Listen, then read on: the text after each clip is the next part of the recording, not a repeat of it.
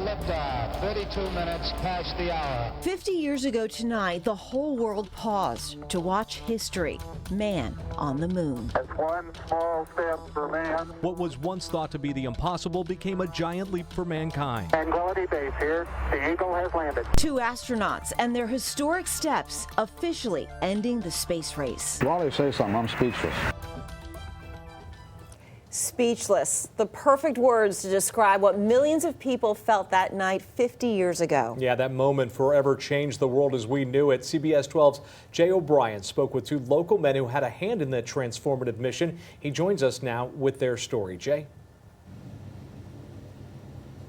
Listen, Jim, these are the kind of history-altering figures that we rarely hear from. The men and women who worked day in and day out to propel names like Armstrong, Aldrin, and Collins to the moon and into history. We met 2 who might be your neighbors. Altitude 4200. Houston, you're a go for landing, over. Those final seconds as man first approached the moon.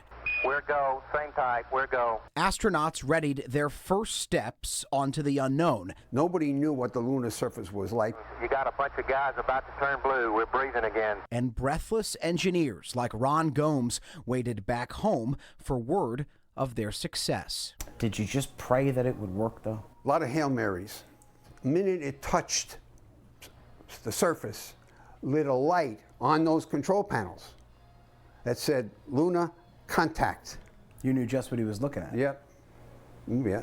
Gomes, then a 34-year-old working for NASA on loan from the aerospace company Grumman, helped design the control panel in the lunar module. These 2 are your attitude indicators. You still remember how it works all these years ago. Yep. He started on what was then a far from finished lunar module project in Long Island, New York. Soon transferred to Cape Canaveral to oversee tests of the module called LM or LIM, better known as Eagle, on Apollo 11. Tranquility Base here. The Eagle has landed. It was exciting to think that someone was going to land on the moon and drive it with this panel. You know, it seemed like an impossible task, but we did it. Neil Armstrong commented to us, he said, the lunar module looked like a turkey, but it flew like an eagle. Peter Meyer was also on loan to NASA.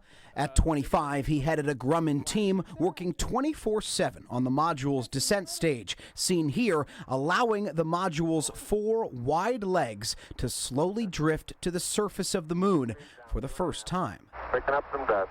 The automatic computer had the spacecraft off course, headed for a landing in a crater from which they'd likely never get out of. The 2 made a last-minute course correction with dwindling fuel that saved their lives and the mission. Contact light. Okay, engine stop. We copy you down, Eagle. Armstrong had to do some maneuvering because he was seeing things down there that he didn't want to land on. Right. So, and he's using your system. Using our system, yeah. How'd that feel? Well, Did you breathe a sigh of relief when they landed on the moon safely? more so when they came off and reunited with the command service module. So this is mostly your work? Yes. Pete's engineering mainly focuses on his home in Stewart now, the moon in his rear view. I heard guys sign their names and put it in a descent stage, and it's sitting there. We had a big plaque. The team all signed their names on the plaque, and they microfilmed that down to a postage stamp, and we put it in the descent stage. So I tell my grandkids, my name is up there on the moon, my signature. Ron Gomes' name is there too. He and his wife Connie, now in Jupiter, have saved certificates and preserved mementos for their 5 grandkids and 2 great-grandkids. R.J. Gomes. It's almost faded. It's almost faded away. Where do you keep this? It's in a box. All of these things are in a box. Did you think when you were a kid growing up in New York you'd get something like this? No. No. Is proud the right word? Proud, yes. Proud of the country, proud of the company. You weren't proud of yourself? Well, sure I was a little bit. Sure I was. Both Ron and Peter will tell you they were only a small part of a large national effort to put a man on the moon. According to NASA, about 300,000 people across the country worked in some form in the Apollo program. in Jupiter looking at the moon. I'm Jay O'Brien, CBS 12 News. It is a beautiful sight. How incredible to be part of history like that. I mean, so hands-on. Yeah, and many Americans remember exactly where they were when they watched that. I remember my family, we all gathered around in the living room on a little black and white TV. Us too. I knew it was exciting and important, but I probably didn't realize the significance then. Not yet. Too young. Well, 50 years ago, at this moment, CBS News was on the air covering the moon landing for 32 hours straight.